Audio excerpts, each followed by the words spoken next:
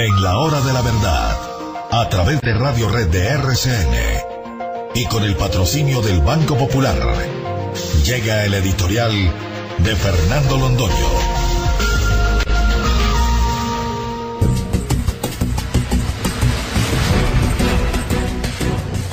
Para marchar el 1 de abril no hay que salir a buscar razones. Las razones nos buscan y nos atropellan. Son tantos los motivos de inconformidad y tantas las circunstancias que nos mueven a una protesta pacífica pero multitudinaria, gigantesca, para conseguir un objetivo fundamental: la destitución de Juan Manuel Santos como presidente de la República y la destitución de su llave a la vicepresidencia, porque presidente y vicepresidente son un todo único. Naranjo no puede ser presidente de la República por hondas razones morales y por instinto de supervivencia que tenga el pueblo colombiano. Pero estamos hablando de las razones, muchas ellas, que conducirán a los colombianos a las calles el 1 de abril. Lo último que les queda, la calle.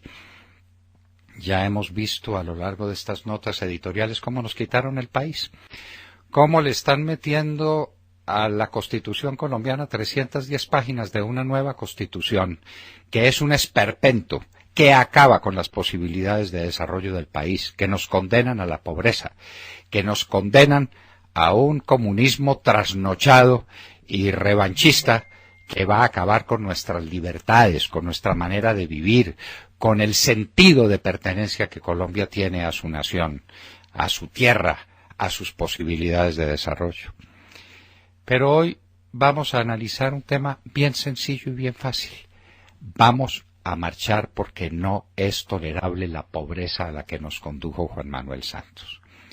Ya hemos visto cómo este presidente recibió un país no en una gran prosperidad, pero en camino de ser un país próspero, un país en desarrollo, un país bien establecido, con un sistema fiscal perfectamente sólido y claro, con un crecimiento de más del 5% del Producto Interno Bruto, salvo los años de la Segunda Gran Depresión, que casi acaban con el mundo.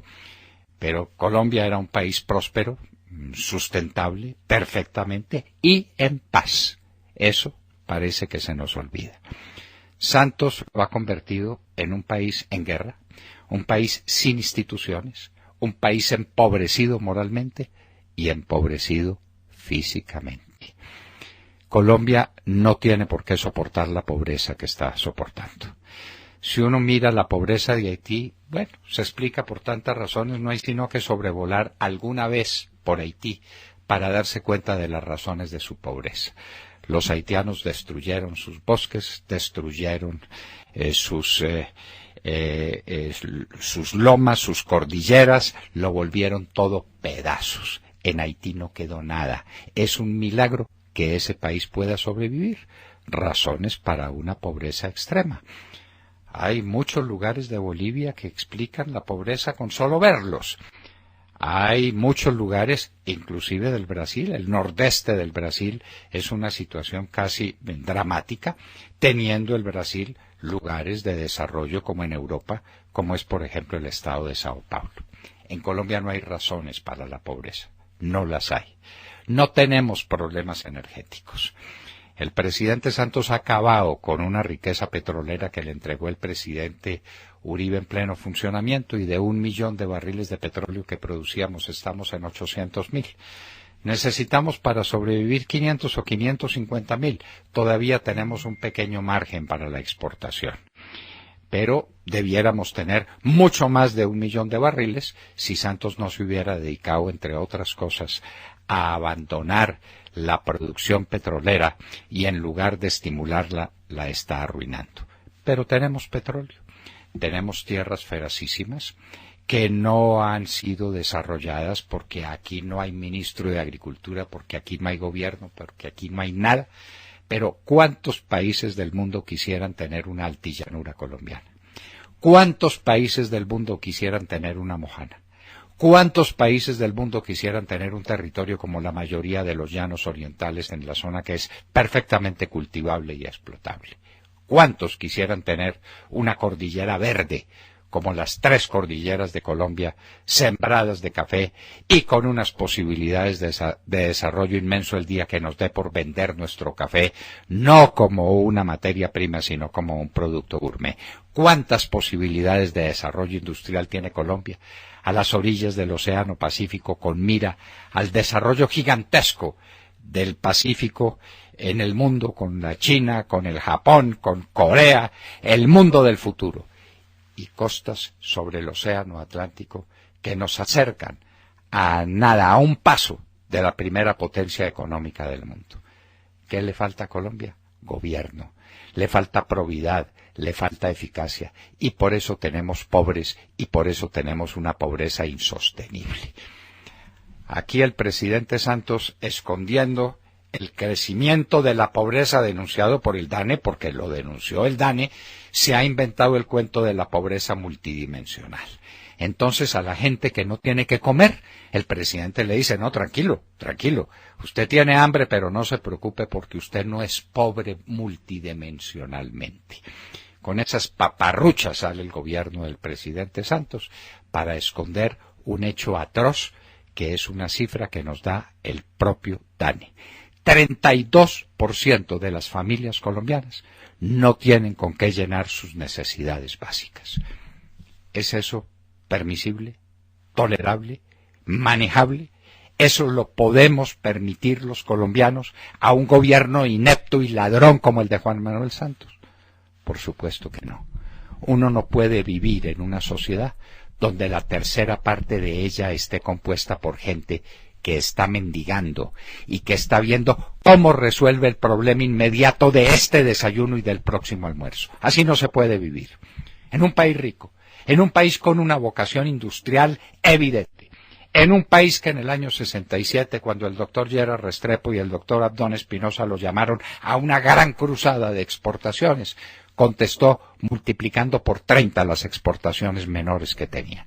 Este es un país dispuesto para las grandes batallas empresariales. ¿Por qué no hay empresas nuevas en Colombia? ¿Por qué se achican? ¿Por qué se entumecen? ¿Por qué se disminuyen? Porque no hay gobierno. Porque estamos sometidos a un régimen tributario oprobioso. Porque estamos en unos niveles de inseguridad jurídica sencillamente fantásticos. Porque no hay ánimo emprendedor. No puede haber ánimo emprendedor dentro de este entorno. Y por eso hay pobreza.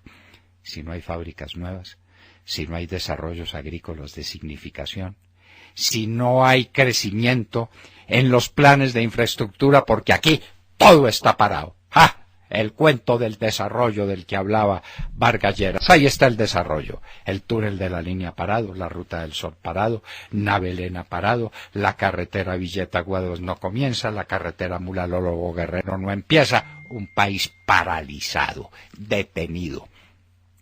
Porque todo se ha ido en mermelada, señores. Porque aquí no se hacen contratos para el servicio público, sino contratos para el provecho privado, para el bolsillo de los corruptos, de esa cosa que llaman la Mesa de Unidad Nacional, que no es otra cosa que la mesa de los que resolvieron robarse el país en una asociación para delinquir a gigantesca escala. Y eso es lo que trae la pobreza, que se expresa en unas cifras que son incontestables. 2014, 3% de crecimiento. 2016, 1.8% de crecimiento económico. Y en este año vamos para el 1.5% de crecimiento. Esas son cifras incontestables. Eso no lo maneja nadie. Eso es sencillamente pobreza, desempleo, falta de oportunidades. A los jóvenes de Colombia habrá que decirles una vez y otra que no les queda otro camino que irse del país. Con qué dolor hay que decirlo, pero no hay oportunidades en Colombia porque aquí se cerraron todas, porque este es un país empobrecido, este es un país en la miseria. Señores, la pobreza bastará para hacernos marchar el 1 de abril. No tenemos por qué soportar pobreza en un país rico, pero con un gobierno inepto y ladrón. A marchar, a marchar, a marchar el 1 de abril. Escuchábamos el editorial de Fernando Londoño Hoyos en La Hora de la Verdad. Son las 7:22 de la mañana.